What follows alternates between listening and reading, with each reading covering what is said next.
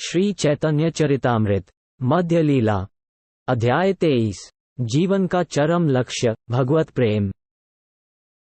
सर्वाधिक उदार पूर्ण पुरुषोत्तम भगवान गौरकृष्ण ने उस प्रेम और अपने पवित्र नाम के अमृत रूप गुह्य खजाने को प्रत्येक व्यक्ति को बांटा जो इससे पहले कभी किसी को नहीं दिया गया था, यहाँ तक कि सबसे निम्न श्रेणी के व्यक्तियों को भी। इसीलिए मैं उन्हें अपना श्रद्धापूर्ण नमन करता हूँ। श्री चैतन्य महाप्रभु की जय हो। श्री नित्यानंद प्रभु की जय हो। अद्वैत आचार्य की जय हो। श्री चैतन्य महाप्रभु के सभी भक्तों की जय हो। श्री चैतन्य महाप्रभु ने आगे कहा, हे सनातन, अब भक्ति के फल के बारे में सुनो, जो जीवन का परम लक्ष्य है, भगवत प्रेम है। यदि कोई व्यक्ति इस विवरण को सुनता है तो उसे दिव्य भक्ति रस का ज्ञान प्राप्त हो जाता है। जब कृष्ण के प्रति अनुराग गहरा होता है तो भक्ति में भगवान के प्रति प्रेम की प्राप्ति होती है। ऐसी स्थिति को स्थायी भाव कहा जाता है, जिसमें कृष्ण भक्ति के रस का स्थायी आनंद मिलता है। जब भक्ति शुद्ध सत्व गुण के दिव्य स्तर पर की जाती है तो ये कृष्ण प्रेम रूपी सूर्य की किरणों के समान होती है। उस समय भक्ति विविध प्रकार के आस्वादनों के द्वारा हृदय को कोमल बनाती है और तब व्यक्ति भावना में स्थित होता है। भाव के दो प्रकार के लक्षण होते हैं, स्वाभाविक और तटस्थ। अरे सनातन, अब तुम मुझसे प्रेम के लक्षण सुनो। जब वो भाव हृदय को कोमल बनाकर भगवान के प्रति अपनत्व की भावना से समन्वित हो जाता है और अत्यंत घनीभूत एवं तीव्र हो जाता है, तभी विद्वानों द्वारा उसे प्रेम, भगवत प्रेम कहा जाता है। जब कोई व्यक्ति भगवान विष्णु के प्रति अटूट अधिकार या स्वामित्व की भावना विकसित करता है, या दूसरे शब्दों में कहें, जब कोई यह सोचता है कि विष्णु ही सर्वोच्च प्रेम का एकमात्र पात्र है, तो ऐसी जागृति को भीष्म, प्रहलाद, उद्धव और नारद जैसे महान व्यक्तियों द्वारा भक्ति कहा जाता है। यदि किसी जीव को सौभाग्य से कृष्ण में श्रद्धा हो जाती है तो वो भक्तों की संगति करने लगता है। जब कोई व्यक्ति भक्तों की संगति से भक्ति की ओर अग्रसर होता है, तब वो विधि विधानों का पालन करने और कीर्तन तथा श्रवण द्वारा सभी अवांछित कल्मशों से मुक्त हो जाता है। जब कोई सभी अवांछित कलुषों से मुक्त हो जाता है तो वो दृढ़ विश्वास के साथ आगे बढ़ता है। जब भक्ति सेवा में दृढ़ विश्वास जागृत होता है तो श्रवण और कीर्तन में अभिरुचि भी जागृत होती है। रस का अनुभव होने पर गहरी आसक्ति उत्पन्न होती है और उस आसक्ति से हृदय में कृष्ण प्रेम का बीज अंकुरित होता है। जब भावनात्मक अवस्था की उमंग तीव्र हो जाती है तो उसे भगवत प्रेम कहा जाता है। ऐसा प्रेम जीवन का सर्वोच्च लक्ष्य और सभी सुखों का भंडार है। सबसे पहले श्रद्धा होनी चाहिए, फिर शुद्ध भक्तों के संग में रुचि आती है। इसके बाद गुरु से दीक्षा लेकर उनके आदेशानुसार विधिवत रूप से सिद्धांतों का पालन किया जाता है। इस तरह सभी अवांछित आदतों से मुक्त होकर भक्तजन भक्ति सेवा में दृढ़ हो जाते हैं। इसके बाद उनमें रुचि और लगाव विकसित होता है। ये साधना भक्ति की विधि है, नियमों के अनुसार भक्ति सेवा की क्रिया। धीरे धीरे भावनाएं प्रबल होती हैं और अंत में प्रेम जागृत हो जाता है। ये कृष्ण चेतना में रुचि रखने वाले भक्तों के लिए ईश्वर के प्रति प्रेम के विकास की क्रमबद्ध प्रक्रिया है। ईश्वर के सशक्त आध्यात्मिक संदेश की यथार्थ चर्चा केवल भक्तों के समाज में ही संभव है और उस संगति में उसे सुनना अत्यंत आनंददायक होता है। भक्तों से सुनने पर दिव्य अनुभव का मार्ग शीघ्र खुल जाता है और धीरे धीरे दृढ़ विश्वास प्राप्त होता है, जो समय के साथ आकर्षण और भक्ति में विकसित होता है। अगर किसी के हृदय में वास्तव में दिव्य भाव की अंकुर हो तो उस व्यक्ति के कार्यों से यह स्पष्ट हो जाएगा। सभी शास्त्रों का यही निर्णय है। जब कृष्ण के प्रति भावरूपी बीज का अंकुरण होता है तो मनुष्य के व्यवहार में 9 लक्षण प्रकट होते हैं: क्षमाशीलता, समय को व्यर्थ न गंवाने की सतर्कता, वैराग्य, मिथ्या मान का अभाव, आशा, उत्सुकता, भगवान के पवित्र नाम का कीर्तन करने की रुचि, भगवान के दिव्य गुणों के वर्णन के प्रति अनुरक्ति और उन स्थानों के प्रति स्नेह जहां भगवान निवास करते हैं, अर्थात मंदिर या वृंदावन जैसे तीर्थस्थान। ये सभी अनुभव कहलाते हैं, जो उत्कट भाव के गौण लक्षण हैं। ये सभी अनुभव उस व्यक्ति के हृदय में दिखाई देते हैं जिसमें प्रेम का बीज अंकुरित होना शुरू हो गया होता है।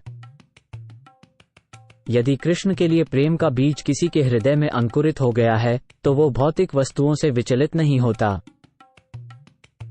हे ब्राह्मणों, मुझे पूर्णतया शरणागत मानकर स्वीकार करो।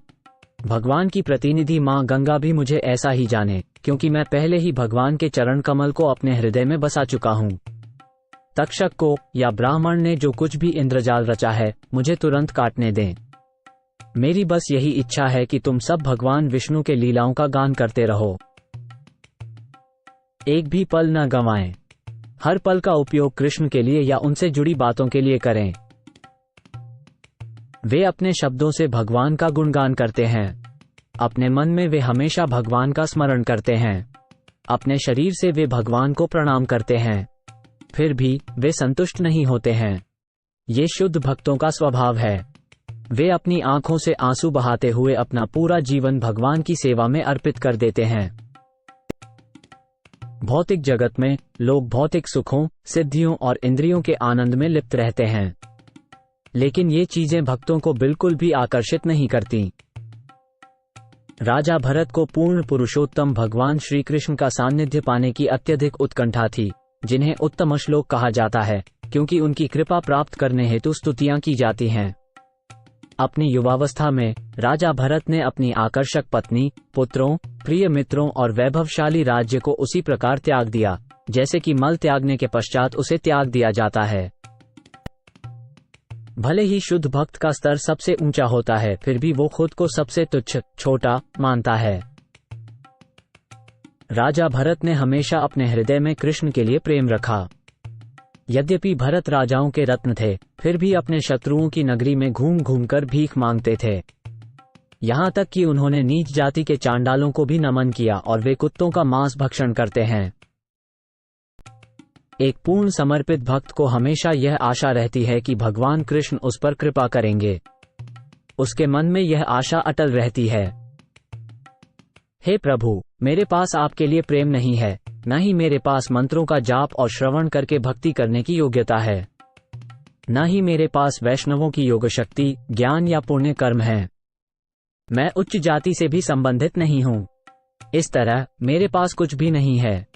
फिर भी हे गोपियों के प्रिय, मेरे हृदय में एक अटूट आशा है, क्योंकि आप सबसे पतित व्यक्ति पर भी दया करते हैं। वही आशा मुझे लगातार पीड़ा दे रही है। यह उत्सुकता मुख्य रूप से भगवान से जुड़ने की प्रबल इच्छा से होती है। हे कृष्ण, हे वंशीवादक, आपके शैशव की माधुरी तीनों लोकों में अप्रतिम है। मैं आपकी चंचलता को जानता हूं और आप मेरी, इसे कोई नहीं जानता। मैं आपके सुंदर आकर्षक मुख को एकांत में देखना चाहता हूं, लेकिन ये कैसे संभव है? पवित्र नाम में गहरी रुचि होने के कारण व्यक्ति लगातार हरे कृष्ण महामंत्र का जाप करना चाहता है। हे गोविंद, ये युवती राधिका मीठी वाणी से आपके पवित्र नाम गाती हुई लगातार अश्रु बहा रही है, मानो फूलों से अमृत टपक रहा हो। इस भावदशा में भक्त में भगवान के दिव्य गुणों का कीर्तन और वर्णन करने की रुझान उत्पन्न हो जाता है। वो इस प्रक्रिया से जुड़ जाता है। हे प्रभु, भगवान कृष्ण का दिव्य शरीर मनोहर है और उनका मुख उनके शरीर से भी अधिक मनोहर है, लेकिन उनके मुख की मधुर मुस्कान, जिसमें मधु, शहद की महक है, उससे भी अधिक मनोहर है। कृष्ण भक्ति के उन्माद में विभोर भक्त सदैव उसी स्थान पर निवास करता है जहां कृष्ण ने अपनी लीलाएं की थीं। हे पुंडरीकाक्ष भगवान, कब मैं आंखों में आंसू भरकर यमुना के तट पर आपके नाम का कीर्तन करते हुए नाचूंगा? जो व्यक्ति कृष्ण के प्रति आकर्षण भाव विकसित कर लेता है, उसके कुछ लक्षण हैं। अब मैं तुम्हें उस व्यक्ति के लक्षण बताता हूं जो वास्तव में कृष्ण प्रेम तक पहुंच गया है। हे सनातन, इसे मुझसे सुनो। जो व्यक्ति भगवत प्रेम को प्राप्त कर चुका है, उसके शब्दों, कार्यों तथा लक्षणों को समझने की क्षमता किसी के पास नहीं है, चाहे वो कितना भी विद्वान क्यों न हो। भगवत प्रेम से जागृत महापुरुष के कार्यों और लक्षणों को कोई भी विद्वान नहीं समझ सकता। जब कोई व्यक्ति वास्तव में उन्नत होता है और अपने प्रिय भगवान का पवित्र नाम जाप करने का आनंद लेता है, तो वो उत्तेजित होकर ऊंची आवाज में भगवान नाम का कीर्तन करता है। वो बाहरी लोगों की परवाह किए बिना पागल की तरह हंसता है, रोता है, उत्तेजित होता है और कीर्तन करता है। भगवत प्रेम बढ़ता जाता है और स्नेह, मान, प्रणय, राग, अनुराग, भाव और महाभाव के रूप में प्रकट होता है। इस तरह की प्रगति को गन्ने के बीजों, गन्ने के पौधों, गन्ने के रस, गुड़, खांड, साफ चीनी, मिश्री और शुद्ध मिश्री से तुलना किया जाता है। ये समझा जाना चाहिए कि जिस प्रकार चीनी के शुद्धिकरण के साथ उसका स्वाद बढ़ता जाता है, उसी प्रकार जब भगवत प्रेम, जिसकी तुलना बीज से की जाती है, रति के स्तर से आगे बढ़ता है तो इसका स्वाद भी बढ़ता जाता है। इन स्नेह, मान आदि दिव्य गुणों से युक्त पात्र के अनुसार 5 प्रकार के दिव्य रस मिलते हैं: शांति, दासता, मित्रता, माता पिता का प्यार और दाम्पत्य प्रेम। ये 5 दिव्य रस स्थायी रूप से विद्यमान होते हैं। भक्त इनमें से किसी एक रस के प्रति आकर्षित हो सकता है और इस प्रकार वो सुखी हो जाता है। कृष्ण भी ऐसे भक्त के प्रति झुकते हैं और उनके वश में हो जाते हैं। जब स्थायी भावों जैसे शांत, दास्य आदि को अन्य भावों के साथ मिलाया जाता है तो भगवान के प्रति समर्पण की भावना में बदलाव आता है और यह भावना दिव्य रस से भर जाती है। विभाव, विशेष भाव, अनुभाव, अधीनस्थ भाव, सात्विक, स्वाभाविक भाव तथा व्यभिचारी भाव का मिश्रण स्थायी भाव को अधिक से अधिक आनंददायक दिव्य आनंद अनुभव में बदल देता है। चीनी मिश्री, काली मिर्च और कपूर जैसे पदार्थों को दही में मिलाने पर यह खाने में बहुत ही स्वादिष्ट लगता है। उसी तरह से जब भक्ति का स्थायी भाव अन्य भावों के साथ मिलता है तो वो सबसे स्वादिष्ट बन जाता है। विभाव 2 तरह के होते हैं, एक आलंबन और दूसरा उद्दीपन। कृष्ण की बांसुरी की ध्वनि उद्दीपन का उदाहरण है और स्वयं भगवान कृष्ण आलंबन के उदाहरण हैं। हंसना, नाचना, गाना और शरीर के विभिन्न स्पष्ट लक्षण अनुभाव, अधीनस्थ भाव के अंतर्गत आते हैं।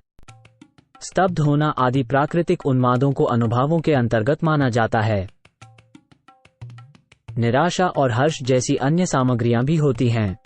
कुल 33 प्रकार हैं और जब ये सभी एक साथ आते हैं तो रस बहुत ही चमत्कारी हो जाता है। 5 दिव्य रस हैं: शांति, सेवा, मित्रता, पितृ प्रेम और दाम्पत्य प्रेम, जिसे मधुर रस के रूप में भी जाना जाता है। दाम्पत्य प्रेम अन्य सभी से श्रेष्ठ है। शांत रस की अवस्था उस बिंदु तक बढ़ती जाती है जहां व्यक्ति में भगवान के प्रति प्रेम का भाव पैदा होता है। सेवा भाव का रस धीरे धीरे भगवान के सहज प्रेम तक बढ़ता जाता है। सेवा भाव की तन्मयता के बाद मित्रता और माता पिता के प्यार की तन्मयता मिलती है, जो बढ़ती हुई स्वतः स्फूर्त प्रेम की सीमा तक पहुंच जाती है। सुबल जैसे मित्रों में पाए जाने वाले प्यार की महानता परमात्मा के भावनात्मक प्रेम के स्तर तक विस्तृत होती है। इन 5 रसों के दो विभाग हैं: योग, मिलन और वियोग, अलगाव। मित्रता और माता पिता के प्यार के रस में मिलन और अलगाव के कई विभाग हैं। केवल श्रृंगार रस में ही 2 भाव लक्षण मिलते हैं, जिन्हें रूढ़ और अधिरूढ़ कहा जाता है। रूढ़ भाव द्वारका की पटरानियों में पाया जाता है और अधिरूढ़ भाव गोपियों में पाया जाता है। बेहद उन्नत भावोत्कर्ष 2 श्रेणियों में विभाजित होता है: मादन और मोहन। एक साथ मिलन को मादन कहा जाता है और अलगाव को मोहन कहा जाता है। मादन भाव में चुंबन और कई अन्य लक्षण आते हैं जिनकी कोई गिनती नहीं है। मोहन अवस्था के 2 भाग हैं: उद्भूर्णा, अस्थिरता और चित्रजल्प, पागलों जैसी बकवास। चित्रजल्प में 10 भाग होते हैं, जिन्हें प्रजल्प और दूसरे नामों से जाना जाता है। इसका एक उदाहरण है श्रीमती राधारानी द्वारा कहे गए 10 श्लोक, जो ब्रह्म गीत के नाम से प्रसिद्ध हैं। उद्भूर्णा, अस्थिरता और विवश चेष्टा अभिमानी कार्य, अलौकिक उन्माद के अंग हैं। कृष्ण से वियोग में भक्त को कृष्ण के प्रकटीकरण का अनुभव होता है और वो स्वयं को कृष्ण समझने लगता है। श्रृंगार में 2 विभाग हैं: मिलन और वियोग। मिलन में अनेक भेद हैं जिनका वर्णन करना संभव नहीं है। विप्रलंब के 4 विभाग हैं: पूर्व, राग, मान, प्रवास और प्रेम वैचित्य। 4 प्रकार के वियोग में से 3, पूर्व राग, प्रवास और मान, श्रीमती राधारानी और गोपियां अनुभव करती हैं। द्वारका में रानियां प्रेम वैचित्य के भाव से ग्रसित रहती हैं। हे प्रिय सखी कुररी, अब रात हो चली है और श्री कृष्ण सो रहे हैं। तुम न तो सोई हो, न विश्राम कर रही हो, बल्कि विलाप कर रही हो। क्या मैं यह अनुमान लगाऊं कि तुम भी हमारी ही तरह कमल नयनों वाले कृष्ण की मुस्कान, उदारता और चंचल दृष्टि से प्रभावित हो? यदि ऐसा है तो तुम्हारा हृदय घायल हो चुका है। क्या यही कारण है कि तुम अनिद्रा और विलाप के चिन्ह दिखा रही हो? नंद महाराज के पुत्र के रूप में प्रकट हुए भगवान कृष्ण, जो पूरे ब्रह्मांड के स्वामी हैं, अपने प्रत्येक व्यवहार में सर्वश्रेष्ठ नायक हैं। इसी प्रकार श्रीमती राधारानी सभी व्यवहारों में सर्वोच्च नायिका हैं। श्री कृष्ण स्वयं पूर्ण पुरुषोत्तम भगवान हैं और सभी नायकों में सबसे श्रेष्ठ हैं। कृष्ण में सभी दिव्य और उत्तम गुण स्थायी रूप से निहित हैं। देवी देवताओं की स्वामिनी श्रीमती राधारानी सीधे तौर पर भगवान श्री कृष्ण की प्रतिमूर्ति हैं। वे देवी लक्ष्मी जी सहित सभी देवियों की केंद्र बिंदु हैं। वे सर्व आकर्षक भगवान कृष्ण को अपनी ओर आकर्षित करने के लिए आकर्षण की सभी शक्तियों से युक्त हैं। वे भगवान की आदि अंतरंग शक्ति हैं। भगवान कृष्ण के दिव्य गुणों का वर्णन अंतहीन है। इनमें से 64 गुणों को प्रमुख माना जाता है। भक्तजन इन गुणों का क्रमानुसार श्रवण करने मात्र से तृप्त हो जाते हैं। महानायक श्री कृष्ण का दिव्य शरीर अति सुंदर है। इस शरीर में सारे शुभ लक्षण विद्यमान हैं। उनका शरीर अति तेजयुक्त है और आंखों को अति सुहावना लगता है। उनका शरीर बलशाली और यौवन से पूर्ण है। कृष्ण समस्त मधुर भाषाओं के ज्ञाता हैं। वे सत्यवादी और मधुर वाणी बोलने वाले हैं। वे वापटु हैं और अत्यंत बुद्धिमान, विद्वान और प्रतिभाशाली हैं। कृष्ण कलात्मक भोग में अत्यंत निपुण हैं। वे अत्यंत चतुर, दक्ष, कृतज्ञ और अपने व्रतों में दृढ़ रहने वाले हैं। वे समय, व्यक्ति और देश के अनुसार आचरण करना जानते हैं और वे शास्त्रों और प्रामाणिक ग्रंथों से देखते हैं। वे अत्यंत पवित्र और आत्मसंयमी हैं। भगवान कृष्ण स्थिर हैं, उनकी इंद्रियां वश में हैं, वे क्षमाशील हैं, गंभीर और शांत हैं। वे सभी पर समान दृष्टि रखते हैं। साथ ही वे उदार, धार्मिक, वीर और दयालु हैं। वे सम्मानित व्यक्तियों के प्रति हमेशा आदर भाव रखते हैं। कृष्ण अत्यंत सरल और उदार हैं, विनीत और लज्जाशील हैं और शरणागतों के रक्षक हैं। वे अति प्रसन्न रहते हैं और अपने भक्तों के सदा शुभ चिंतक हैं। वे सर्व मंगलकारी हैं और प्रेम के अधीन हैं। कृष्ण अत्यंत प्रतापी और विख्यात हैं। हर कोई उनसे जुड़ना चाहता है। वे अच्छे और गुणी लोगों के लिए आश्रय हैं। वे स्त्रियों के मन को मोहित करते हैं और सभी के द्वारा पूजे जाते हैं। उनकी संपत्ति का कोई अंत नहीं है। कृष्ण सर्वोपरि हैं और उन्हें सदैव सर्वोच्च भगवान व नियंत्रक के रूप में पूजा जाता है। इसलिए उनमें पहले बताए गए सभी दिव्य गुण मौजूद हैं। भगवान की ऊपर वर्णित 50 विशेषताएं समुद्र की तरह गंभीर हैं। दूसरे शब्दों में उन्हें पूरी तरह समझना मुश्किल है। जैसे जीवों में ये गुण कभी कभी अति सूक्ष्म रूप में प्रकट होते हैं, वैसे ही ये गुण भगवान में पूर्ण रूप से प्रकट होते हैं। इन 50 गुणों के अलावा सर्वोच्च पुरुषोत्तम भगवान में 5 और गुण हैं जो भगवान शिव जैसे देवताओं में आंशिक रूप से पाए जाते हैं। ये गुण हैं: 1. भगवान हमेशा अपनी मूल स्थिति में रहते हैं। 2. वे सर्वज्ञ हैं। 3. वे सदैव युवा और नए रहते हैं। 4. वे अनंत काल, ज्ञान और आनंद के केंद्रित रूप हैं। और 5. वे समस्त योग सिद्धियों के स्वामी हैं। 5 अन्य गुण हैं जो लक्ष्मी के स्वामी नारायण में वैकुंठ ग्रहों में पाए जाते हैं। ये गुण कृष्ण में भी विद्यमान हैं, परंतु ये गुण अन्य देवताओं जैसे भगवान शिव या अन्य जीवों में नहीं पाए जाते हैं। ये गुण हैं: 1. भगवान में अचिंत्य सर्वोच्च शक्ति है। 2. वे अपने शरीर से असंख्य ब्रह्मांडों को उत्पन्न करते हैं। 3. वे सभी अवतारों के मूल स्रोत हैं। 4. वे उन शत्रुओं को मोक्ष प्रदान करते हैं जिन्हें वे मारते हैं। और 5. उनके पास उन महान व्यक्तियों को आकर्षित करने की क्षमता है जो स्वयं में संतुष्ट हैं। यद्यपि ये गुण वैकुंठ ग्रहों के प्रधान देवता नारायण में पाए जाते हैं, लेकिन वे कृष्ण में और भी अधिक अद्भुत रूप से विद्यमान हैं। इन 60 अलौकिक गुणों के अलावा कृष्ण में 4 अतिरिक्त अलौकिक गुण हैं जो नारायण में भी नहीं पाए जाते। ये हैं: 1. कृष्ण एक सागर के समान हैं जो लीलाओं की तरंगों से भरा है, जो तीनों लोकों में हर प्राणी के अंदर आश्चर्य पैदा करता है। 2. अपने माधुर्य प्रेम के क्रियाकलापों में वे हमेशा अपने प्रिय भक्तों से घिरे रहते हैं, जो उनके प्रति अद्वितीय प्रेम रखते हैं। 3. वे अपनी बांसुरी की मधुर ध्वनि से तीनों लोकों के मन को आकर्षित करते हैं।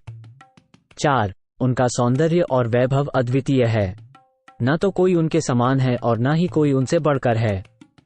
इस प्रकार भगवान तीनों लोकों में सभी जीवों को चकित करते हैं, चाहे वे गतिमान हो या स्थिर। वे इतने सुंदर हैं कि उन्हें कृष्ण कहा जाता है। नारायण से परे कृष्ण में 4 विशेष दिव्य गुण हैं। उनकी अद्भुत लीलाएं, अद्भुत संगियों की प्रचुरता यथा गोपियां, जो उन्हें अत्यंत प्रिय हैं, उनका अद्भुत सौंदर्य तथा उनकी बांसुरी की अद्भुत ध्वनि। भगवान कृष्ण सामान्य जीवों तथा शिवजी समान देवताओं से भी श्रेष्ठ हैं। यहाँ तक कि वे स्वयं नारायण से भी श्रेष्ठ हैं, जो उनके ही अंश हैं। परमेश्वर भगवान में कुल मिलाकर 64 दिव्य गुण पूर्ण रूप से होते हैं। इसी प्रकार श्रीमती राधा रानी में अनंत दिव्य गुण हैं, जिनमें से 25 सबसे प्रमुख हैं और श्री कृष्ण श्रीमती राधा रानी के इन्हीं दिव्य गुणों के वश में रहते हैं। श्रीमती राधा रानी के 25 मुख्य दिव्य गुण इस प्रकार हैं। 1. वे अति मधुर हैं। 2. वे सदा नई युवती जैसी हैं। 3. उनकी आंखें चंचल हैं। 4. वे चमकीली हंसी हंसती हैं। 5. उनकी रेखाएं सुंदर और शुभ हैं। 6. वे अपनी शारीरिक सुगंध से कृष्ण को खुश करती हैं। 7. वे गायन में निपुण हैं। 8. उनकी वाणी मनमोहक है। 9. वे मजाक और मधुर बोलने में माहिर हैं। 10. वे अति विनम्र हैं। 11. वे करुणा से पूर्ण हैं। 12. वे चतुर हैं। 13. वे अपना कार्य करने में पटु हैं। 14. वे लज्जाशील हैं। 15. वे सदैव आदर देने वाली हैं। 16. वे सदैव शांत हैं। 17. वे सदा गंभीर रहने वाली हैं। 18. वे जीवन का आनंद उठाने में माहिर हैं। 19. वे अति भाव में स्थित रहती हैं। 20. वे गोकुल में प्रेम संबंधों की खान हैं। 21. वे विनम्र भक्तों में सबसे प्रसिद्ध हैं। 22. वे गुरुजनों के प्रति स्नेह रखने वाली हैं। 23. वे अपनी सखियों के प्रेम के वश में हैं। 24. वे प्रमुख गोपी हैं। 25. वे कृष्ण को हमेशा अपने वश में रखती हैं। संक्षेप में वे कृष्ण की ही तरह असीम दिव्य गुणों से युक्त हैं। नायक और नायिका समस्त रसों का आधार हैं। श्रीमती राधा रानी और महाराज नंद के पुत्र श्री कृष्ण सर्वोत्तम नायक और नायिका हैं। जिस प्रकार भगवान कृष्ण तथा श्रीमती राधा रानी माधुर्य प्रेम के आलंबन तथा आश्रय हैं, उसी तरह दास्य रस में महाराज नंद के पुत्र आलंबन हैं तथा चित्रक, पत्रक एवं रक्तक जैसे दास आश्रय हैं। इसी तरह दिव्य सख्य रस में भगवान कृष्ण आलंबन हैं तथा श्रीदमा, सुदामा व सुबल जैसे मित्र आश्रय हैं। दिव्य वात्सल्य रस में कृष्ण आलंबन हैं और माता यशोदा एवं महाराज नंद आश्रय हैं। अब सुनिए मधुर रस किस तरह प्रकट होते हैं और विभिन्न आध्यात्मिक स्तरों पर भक्तों द्वारा इन्हें किस तरह अनुभव किया जाता है। जो भक्त भक्ति के माध्यम से सभी भौतिक दोषों से पूरी तरह से शुद्ध हो गए हैं, जो हमेशा संतुष्ट रहते हैं और जिनके हृदय ज्ञान से पूरी तरह से प्रकाशित हो गए हैं, जो हमेशा श्रीमद् भागवत का दिव्य अर्थ समझने के प्रति आकर्षित रहते हैं, जो हमेशा उन्नत भक्तों का संग करने के लिए उत्सुक रहते हैं, जिनका जीवन सिर्फ गोविंद के चरण कमलों की सेवा से प्राप्त आनंद में ही है, जो प्रेम के गुह्य कार्यों को हमेशा पूरा करते हैं, ऐसे उन्नत भक्तों के लिए जो सहज रूप से आनंद में स्थित रहते हैं, प्रेम का बीज रति पिछले और वर्तमान संस्कारों से हृदय में विस्तारित होता है। इस तरह भावनाओं के अवयवों का मिश्रण स्वादिष्ट हो जाता है और भक्त की अनुभूति के भीतर होने से चमत्कार और गहरे आनंद के सर्वोच्च स्तर तक पहुंच जाता है। कृष्ण और विभिन्न दिव्य भावों में स्थित विभिन्न भक्तों के बीच होने वाला आदान प्रदान सामान्य लोगों द्वारा अनुभव नहीं किया जा सकता। भक्ति में प्रवीण भक्त ही भगवान के परम पुरुषोत्तम स्वरूप के साथ विभिन्न प्रकार की भक्ति के आदान प्रदान को अच्छी तरह समझ सकते हैं। भक्तों और भगवान के बीच होने वाले दिव्य रसों के आदान प्रदान को अभक्त नहीं समझ सकते। ये समझना सभी प्रकार से बहुत कठिन है, लेकिन जिसने भगवान कृष्ण के चरण कमलों में अपना सब कुछ अर्पण कर दिया है, वो इन दिव्य रसों का आनंद ले सकता है। ये संक्षिप्त विवरण जीवन के सर्वोच्च लक्ष्य का विस्तार है। निःसंदेह ये पांचवां और अंतिम लक्ष्य है जो मोक्ष के पद से परे है। इसे कृष्ण प्रेम धन कहा जाता है। पहले मैं तुम्हारे भाई रूप गोस्वामी को इन रसों को समझने की शक्ति दे चुका हूं। ये मैंने प्रयागराज के दशाश्वमेध घाट पर उनको निर्देश देते हुए किया था। हे सनातन, तुम भक्ति के प्रामाणिक शास्त्रों का प्रचार करो और मथुरा जिले के लुप्त तीर्थ स्थलों को पुनर्जीवित करो। वृंदावन में भगवान कृष्ण और राधा रानी की भक्ति सेवा स्थापित करो। भक्ति शास्त्रों का संकलन भी करो और वृंदावन से भक्ति संप्रदाय का प्रचार करो। तदुपरांत श्री चैतन्य महाप्रभु ने सनातन गोस्वामी जी को विशेष स्थिति के अनुसार उचित वैराग्य के विषय में बताया और हर तरह से सूखे त्याग और सैद्धांतिक ज्ञान का निषेध किया। जो ईर्ष्या नहीं करता और सब जीवों का दयालु मित्र है, जो खुद को मालिक नहीं मानता और अहंकार से मुक्त है, जो सुख दुख में समान है, हमेशा संतुष्ट, क्षमाशील और आत्मसंयमी रहता है और दृढ़ संकल्प के साथ भक्ति में लगा रहता है, उसका मन और बुद्धि मुझ में समर्पित है, ऐसा मेरा भक्त मुझे बहुत प्रिय है। जिससे किसी को कोई कष्ट नहीं पहुंचता और जो किसी से विचलित नहीं होता, जो हर्ष, क्रोध, भय तथा चिंता से मुक्त है, वही मेरे लिए बहुत प्यारा है। जो भक्त दूसरों पर निर्भर नहीं करता और केवल मुझ पर निर्भर करता है, जो अंदर और बाहर से पवित्र है, जो कुशल है, भौतिक चीजों के प्रति उदासीन है, चिंताओं से मुक्त है और सभी पीड़ाओं से मुक्त है, और जो सभी पवित्र और अपवित्र गतिविधियों को अस्वीकार करता है, वो मुझे बहुत प्रिय है। जो मनुष्य भौतिक धन से खुश नहीं होता, नफरत नहीं रखता, ना दुखी होता है और न ही इच्छा करता है, जो शुभ और अशुभ दोनों चीजों को समान रूप से त्याग देता है और जो मेरी भक्ति में स्थिर रहता है, वो मुझे अत्यंत प्रिय है। मित्रों और शत्रुओं के प्रति समान व्यवहार करने वाला, सम्मान और अपमान, गर्मी और सर्दी, सुख और दुख, प्रसिद्धि और बदनामी में संतुलित रहने वाला, भौतिक चीजों से हमेशा अनासक्त रहने वाला, हमेशा गंभीर और हर परिस्थिति में संतुष्ट रहने वाला, किसी भी तरह के निवास की परवाह न करने वाला, जो हमेशा भक्ति सेवा में तत्पर रहता है, वह व्यक्ति मुझे बहुत प्रिय है। जो भक्त इन अमर धार्मिक सिद्धांतों का पालन करते हैं, कृष्ण भावना में लीन होकर, पूर्ण आस्था और समर्पण के साथ, मुझे सर्वोच्च लक्ष्य मानते हुए, वो मुझे अत्यंत प्रिय हैं। क्या सार्वजनिक मार्ग पर फटे कपड़े नहीं पड़े हैं? क्या दूसरों का पालन करने के लिए उपस्थित पेड़ अब दान पुण्य नहीं करते हैं? क्या नदियां सूख जाने के कारण अब प्यासे को जल नहीं देती हैं? क्या पहाड़ों की गुफाएं अब बंद हो चुकी हैं? या सभी से बढ़कर क्या अजेय भगवान पूर्णतः समर्पित आत्माओं की रक्षा नहीं करते? तो फिर भक्तों जैसे विद्वान पुरुष कठोर परिश्रम से अर्जित धन के घमंड में चूर उन लोगों की चापलूसी क्यों करें? इसके बाद सनातन गोस्वामी ने श्री चैतन्य महाप्रभु से भक्ति के बारे में पूरे सिद्धांतों के बारे में पूछा। महाप्रभु ने श्रीमद् भागवत के गुह्य अर्थों को बहुत अच्छे तरीके से बताया। हरिवंश पुराण में गोलोक वृंदावन का वर्णन किया गया है, जहां भगवान श्री कृष्ण हमेशा रहते हैं। ये जानकारी इंद्र ने कृष्ण को दी थी जब उन्होंने गोवर्धन पर्वत को ऊपर उठाया और अपनी शरण में आकर उनकी स्तुति की। कृष्ण भावनामृत के निष्कर्षों के विरुद्ध जो काल्पनिक कथाएं हैं, उनमें यदुवंश का नाश, कृष्ण का अंतर्धान, क्षीरोत्कर्षाई विष्णु के श्याम और श्वेत बालों से कृष्ण और बलराम की उत्पत्ति और रानियों का अपहरण शामिल है। श्री चैतन्य महाप्रभु ने इन कथाओं के सही निष्कर्षों को सनातन गोस्वामी को समझाया। तब सनातन गोस्वामी जी ने अपने आप को तिनके से भी तुच्छ समझते हुए प्रतीकात्मक रूप से कुछ तिनके अपने मुंह में रखकर श्री चैतन्य महाप्रभु के चरण कमलों पर गिर पड़े और उनके चरण पकड़कर निम्नलिखित निवेदन किया। सनातन गोस्वामी ने कहा, हे प्रभु, मैं अति नीच जाति में जन्मा हुआ हूँ। वास्तव में मैं तो नीच जाति में जन्मे लोगों का सेवक हूँ, इसलिए मैं अति नीच हूँ। फिर भी आपने मुझे वे सिद्धांत सिखाए हैं जो ब्रह्मा तक को ज्ञात नहीं हैं। आपके दिए गए सिद्धांत सच्चाई के अमृत के सागर हैं। मेरा मन उस सागर की एक बूंद को भी छू पाने में सक्षम नहीं है।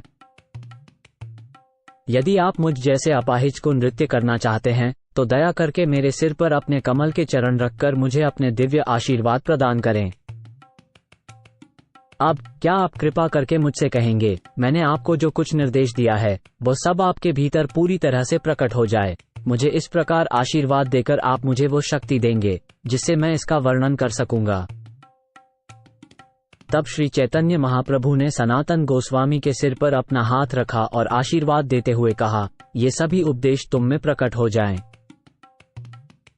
मैंने मनुष्य जीवन की परम लक्ष्य भगवत प्रेम के संवाद का संक्षिप्त वर्णन किया है। श्री चैतन्य महाप्रभु की कृपा का विस्तार से वर्णन नहीं किया जा सकता है। सनातन गोस्वामी को भगवान द्वारा दिए गए इन उपदेशों को जो कोई भी सुनता है वो बहुत जल्दी ही श्री कृष्ण के प्रति प्रेम का एहसास करने लगता है। श्री रूप और श्री रघुनाथ के चरण कमलों की पूजा करते हुए और उनकी कृपा की सदैव आकांक्षा करते हुए मैं कृष्णदास उनके मार्ग का अनुसरण करते हुए श्री चैतन्य चरितामृत का वर्णन कर रहा हूँ।